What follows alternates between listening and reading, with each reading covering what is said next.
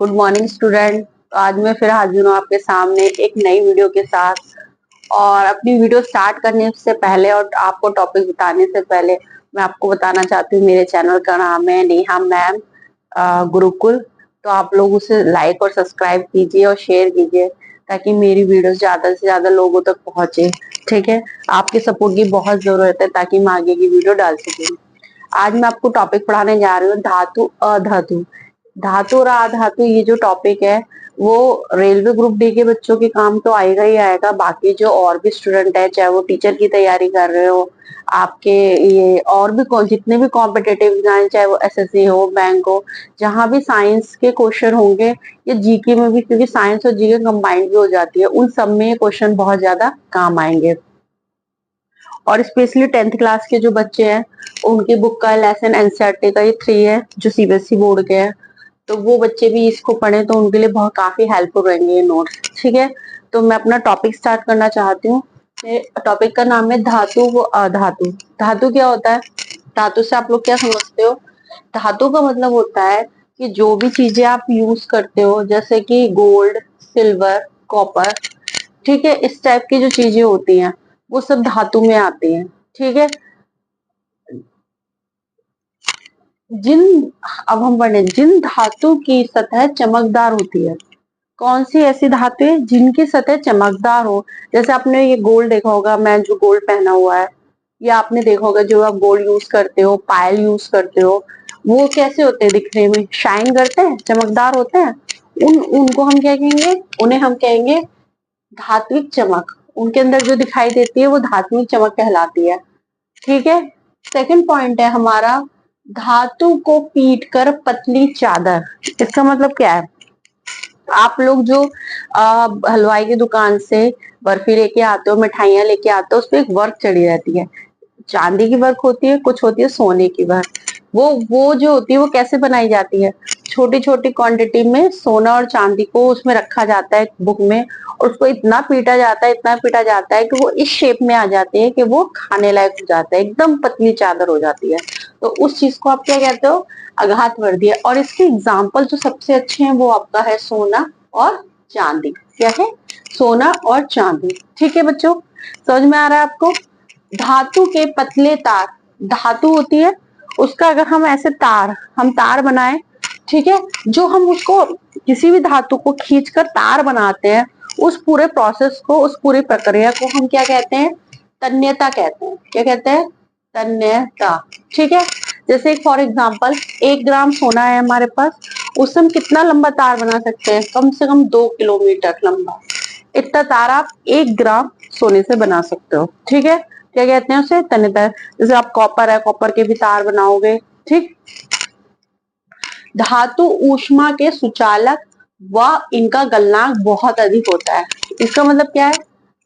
इसका मतलब ये हुआ कि जो धातु है ना, धातु वो आपने, जैसे आप अगर उसे गर्म करो किसी भी चीज पे, तो वो जल्दी गर्म हो जाएंगे, यानी ऊष्मा को अपने अंदर जल्दी अवशोषित कर लेते हैं। ठीक है, जैसे आपका सिल्वर है और कॉपर है। हमारे जो बर्तन होते हैं, मोस्टली हम जो खाना बनाते हैं वो ऐसे ही बर्तनों पे तो बनाते हैं। ठीक है, अगर ये गर्म नहीं होंगे तो खाना पकेगा नहीं। तो खाना पकाने के लिए जो है हमें ऊष्मा की जरूरत होती है, ऐसे बर्तनों की आवश्यकता होती है। तो ये जो आपका सिल्वर है और कॉपर है, ये जो है जो सबसे अच्छे गलनांक होते हैं इनके, बहुत इनके जो गलनांक है वो बहुत अधिक होता है। ठीक, नेक्स्ट है आपका गैलीलियम। ये देखो, गैलियम, सीजियम, इनके जो गलनांक होता है ना वो बहुत कम होता है।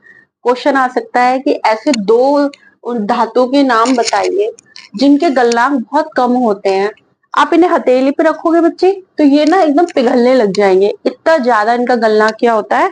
कम होता है। क्या होता है? गलनांक कम होता है। नेक्स्ट आता है आपका कुचालक।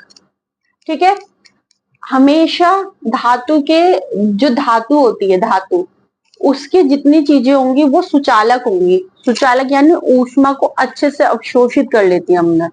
और जो जितने अधातुएं होती हैं हमारी, ये अधातु होती हैं, वो हमेशा कुचालक होती है। ठीक है, जैसे कुचालक एक एग्जांपल है लेड एंड मरकरी। ठीक, क्या है? Lead and mercury. अब आता है तार, जो तार होते हैं आपके, तारों पे कौन सा वो चढ़ाया जाता है, पीवीसी रबड़ की वो चढ़ाई जाती है, ताकि अगर आप छुओ तो करंट ना लगे, उससे बचाने के लिए। ये आपस में वो जलने का खतरा है ना, अगर आपस में कॉपर कॉपर टकराएंगे तो उससे बिजली उत्पन्न हो जाएगी, करंट उत्पन्न हो जाएगा, वो जल सकती है। तो उसके लिए उसके ऊपर पीवीसी रबड़ की सामग्री चढ़ाई जाती है करंट से बचाने के लिए। ठीक है स्टूडेंट, अब हम आगे बढ़ेंगे। आई होप आपने ये सब नोट डाउन कर लिया होगा। अधातु क्या होती है?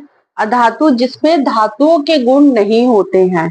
ठीक है, इनमें धातु के गुण नहीं होंगे, और इनका जो आयन होगा ना स्टूडेंट, वो हमेशा जो होगा वो पॉजिटिव नहीं होगा, वो होगा आपका नेगेटिव, यानी धनात्मक ना होके ऋणात्मक होता है। कैसा होता है? ये ऋणात्मक आयन होते हैं,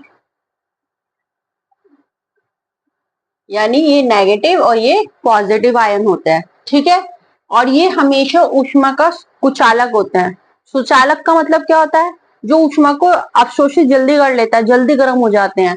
और कुचालक का मतलब वो क्या होता है? वो ऊष्मा को अवशोषित नहीं कर पाते हैं। ठीक है, इनका जो गलनांक होगा वो हमेशा कम होगा। ठीक है, क्योंकि जो धातुएं होती है उनका गलनांक अधिक होता है, इनका कम होता है। आगे की जो टॉपिक है, आगे की जो चीजें हैं वो मैं आपको नेक्स्ट वीडियो में पढ़ाऊंगी। तब तक आशा करती हूँ कि आपको मेरे पढ़ाई हुई जानकारी काम आएगी। अगर आपको कुछ और भी इस टॉपिक में पूछना है, या मेरे समझाने में हो सकता है कि आपको कुछ समझना है, तो आप मुझे कमेंट सेक्शन में कमेंट कीजिए। मैं कोशिश करूंगी कि नेक्स्ट टॉपिक में उस टॉपिक को लेके आपको दोबारा एक्सप्लेन कर दूं। तो मिलती हूँ अपनी नेक्स्ट वीडियो में। तब तक आप अच्छे से पढ़ाई कीजिए, अपनी मेहनत करनी मत छोड़िए, और एग्जाम की तैयारी करते रहिए। आपको एक ना एक दिन कामयाबी जरूर मिलेगी। ठीक है, गुड बाय स्टूडेंट।